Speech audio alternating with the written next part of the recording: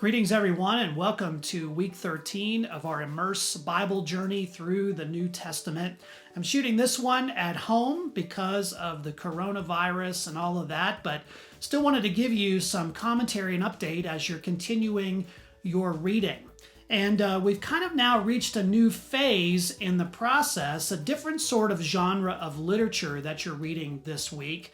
You've been reading through the letters of Paul, you've been reading through the various Gospels and other letters. These two particular books kind of defy classification in some ways.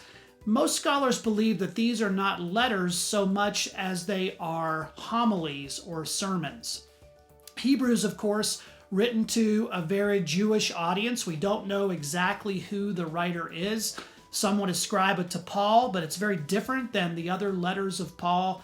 And yet, it also has a different approach to understanding Jesus than the letters of Paul and the Gospels do. In fact, Hebrews really drills down as a sermon on the idea of Jesus as the great high priest, the one who intercedes for us, the one who is also the sacrifice for us. And so the writer of Hebrews is helping people to drill down on this faith in the one who is their great high priest, to persevere in faith in the midst of persecution.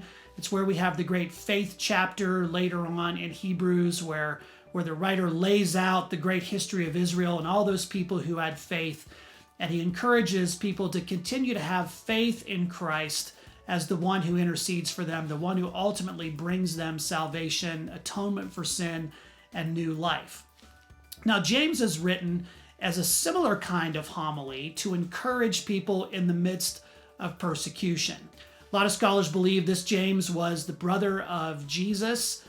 He writes to people who are scattered around the ancient world, encouraging them to engage in a real sense of Christian identity, to be not only hearers of the word, but also doers of the word, to demonstrate to the world through their faith, through their actions, who they really are, to hold on to the faith that has been proclaimed and to demonstrate it to the world.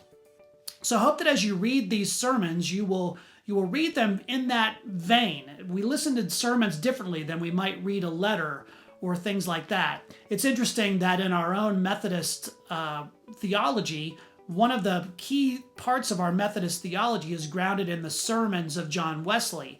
Not so much grounded in a catechism or statements of faith, although we have those in the Articles of Religion and the EUB Confession of Faith, but rather it's a practical theology. It's grounded in sermons. It's grounded in things that are meant to be heard and then lived out. So think about that as you read these sermons this week. Have a great week, and we'll see you right back here next week.